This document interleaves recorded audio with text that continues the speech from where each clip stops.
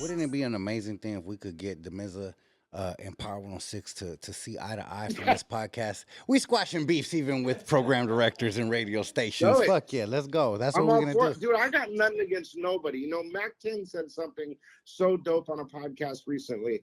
He said something like, you know, I fucks with who fucks with me. That's Yeah, it.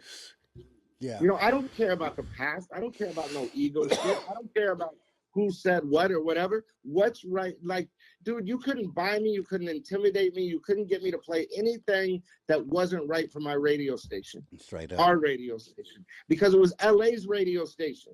All I did was translate what the listener wanted to the speakers. That's it. That was my job, is to clear the runway so the planes could take off and land. And did they? They motherfucking did. And they flew past that ocean. Them home runs did flow past Hell oceans, yeah. homie. Because you And we show up in opened it up. Japan, Germany, everywhere, and all these records that got played from Power 106. And I remember being an artist, understanding and getting taught as an artist. Like, okay, now from an artist point of view, getting schooled by a label. Like, okay, now this is the label you want to impress and get played on, or I'm sorry, the station you want to impress and get played on. These are the people that you want to catch their attention, and your name was definitely in that mix. And they're like, I remember very clearly, they're like, if you could get this gentleman to play your record on this station, then guess what happens? 43, 50 fucking something other stations will copy the playlist and play your shit too. So I understood that. So when I finally was able, because I created a We Ride with Busy Bone, and that got played a little bit on certain stations.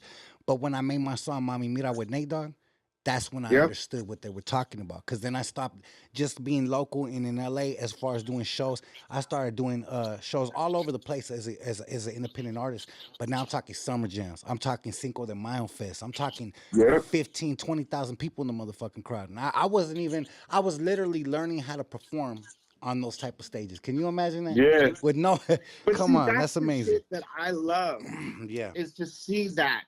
That was my passion, was taking something that nobody, like, you know, Roscoe, the summertime, or Mami Mita, any of those records. And Ja Rule, for instance, Holla Holla is artist development from the very beginning, you know, living with, you know, through the Who You Wits and the couple records that it took to get there till we got the right one that fit Power the right way, that the audience engaged, and then watching him open up Powerhouse to then become a headliner. Do you know what I'm saying? Like, to watch the growth.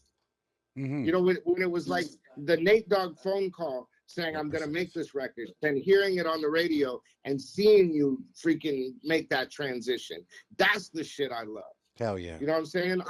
I'm the opposite of a hater. I want to see people do it because I'm a part of it. I'm a fan. It's on-demand fan. You know what I mean? Like, it's like the Dr. Dre thing I was saying. You know, I'm the first in the front row if I can put it together. You know what I'm saying? Like, and a lot of people I just want to see it happen. I want to see people succeed. A lot of people don't know that you put me on another Nate Dogg record that a lot of people don't know about and people haven't heard. Oh, that record. Man. Dude, I got a publishing check for that recently. Did you put that out? Nah, hell nah. That shit ain't out. You asked me that before. Well, it's getting played somewhere because I got a publishing check. You know, it's crazy. Nate Dogg's official account on Instagram with all the followers and everything, they DM me all the time, like, release that record.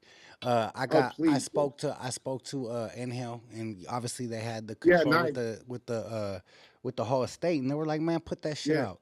But I never really felt comfortable putting it out until me and you spoke, because that was a record you gave me. And I wanted to make sure we were on the up and up. And the last time we spoke was through text. 100%, please. You said put it out, and now we have public records. So, man, you never know. Just might be. Let's speak on that. Like I've always told you, as long as the estate is cool, I'm cool. So let me ask you a question. Like, I will never look. Nate was the only person I can say that really took me under his wing with no bullshit. Yeah. You know what I'm saying?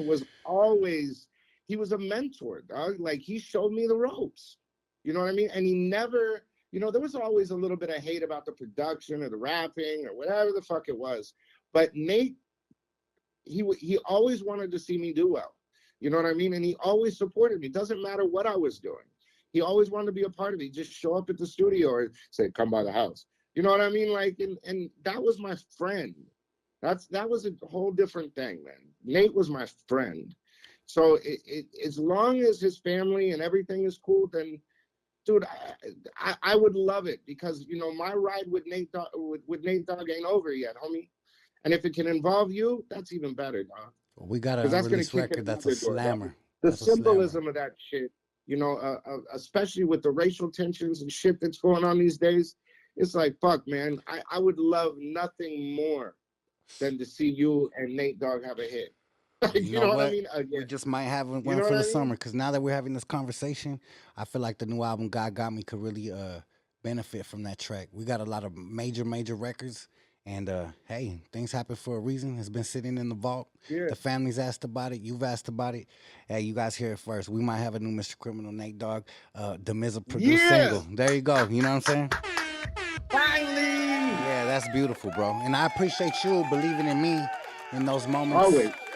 when you took me in there and said, "Hey, I want to play your record." And I'll never forget. You played me records from Marvin Gaye. You played me records unreleased from like Yeah. big artists, homie, that no one Yeah. will ever hear.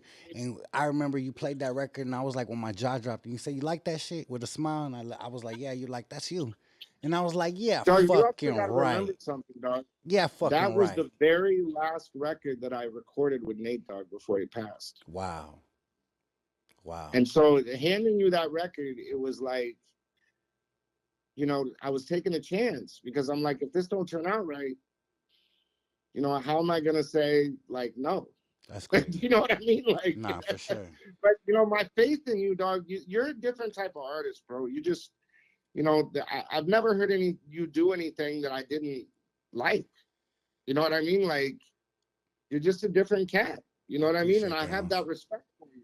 So to hand you the last record I did with Nate Dogg, that's a pretty big statement on my part. Man, I appreciate Do you that, know man. what I mean? Like, it's like, fuck all the bullshit. I believe in you. Man, You know what I'm saying? you show me you believe in me in many ways, homie. You're the first person to ever put a check in my hand as big as they were. I won't disclose the numbers, but they were extremely big and healthy for an independent film Yeah. person. And the opportunities filming on beaches and having crews that were under my control, under the guidance of you and you giving the green light was a big blessing, and I'll never ever take that away from us, no matter what. No matter what, if we've ever had disagreements privately, I would never take those Yeah. moments away regardless. You know what I'm saying? Because at the end of the I mean, day, this is rap. this is, yeah, exactly. You know Exactly. what I mean? Yeah. Disagreements come and go, dog. Hmm. But if you have longevity and you really respect someone, And you end respect. up letting it go. And we've had, and Krim, it's no secret, we've had some fucking big ones. Yeah, Do you know what I'm for saying? sure. But at the end of the day, we always look at each other in the eye, shake hands, and say, fuck it, we agree to disagree, but you're still my homie. Yeah, straight up.